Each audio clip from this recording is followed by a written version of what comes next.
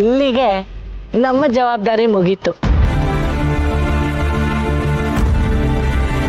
ಇನ್ನೇನಿದ್ರು ಸಾಲಿಗ್ರಾಮಕ್ಕೆ ನೀವೇ ಉತ್ತರಾಧಿಕಾರಿಗಳು.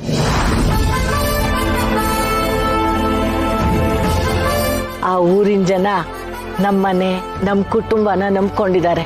ಆ ನಂಬಿಕೆಗೆ ಧಕ್ಕೆ ಬರ್ದೇ ಇರೋ ಹಾಗೆ ನೀವುಗಳು ನಡ್ಕೋಬೇಕು.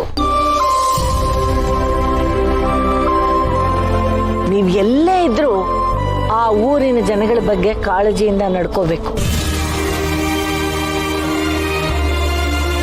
ಇನ್ನು ಈ ಆಸ್ತಿ ಪಾಸ್ತಿ ಅಂತಸ್ತು ಅಧಿಕಾರ ಎಲ್ಲಾನು ನೀವೇ ನಿಭಾಯಿಸ್ಬೇಕು. ನಿಭಾಯಿಸ್ತೀರಾ ಅನ್ನೋ ನಂಬಿಕೆ ನನಗಿದೆ. ಅಜ್ಜಿ, ನಾನು ಇನ್ನೂ ತುಂಬ ಚಿಕ್ಕವಳು.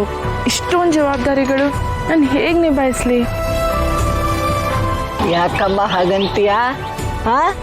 ನಿನ್ ಜೊತೆಗೆ ನಿನ್ ಗಂಡ ಸುಬ್ಬು ಇಲ್ವಾ?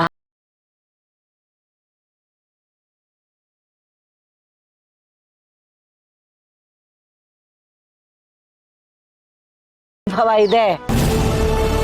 ಅವನಿಗೆ ಎಷ್ಟೇ ದೊಡ್ಡ ಕೆಲಸಗಳನ್ನ ಕೊಟ್ರು ಅವನು ಎಲ್ಲಾನು ಸರಾಗವಾಗಿ ಮಾಡಿ ಮುಗಿಸ್ಬಿಡ್ತಾನೆ ಅಂತ ವೀರು ಹೇಳ್ತಿದ್ದ ಅಲ್ವಾ ವೀರು?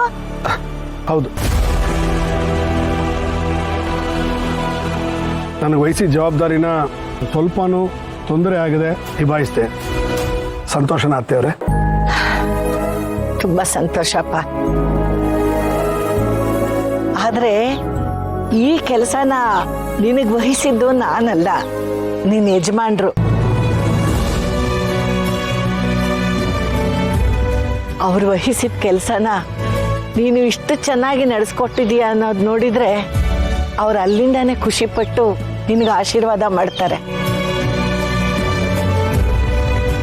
ಅವ್ರು ಇಲ್ಲಿ ಇರ್ಲಿ, ಅಲ್ಲಿರ್ಲಿ, ಎಲ್ಲೇ ಇರ್ಲಿ, ನೀನು ಅವ್ರು ವಹಿಸಿದ ಕೆಲಸಗಳನ್ನ ಸಮರ್ಪಕವಾಗಿ ಮಾಡ್ತೀಯ ಅನ್ನೋ ಭರವಸೆ ಅವ್ರಿಗೆ. ನೋಡಿ ಮಕ್ಕಳ, ನನ್ನ ಅಳಿಯ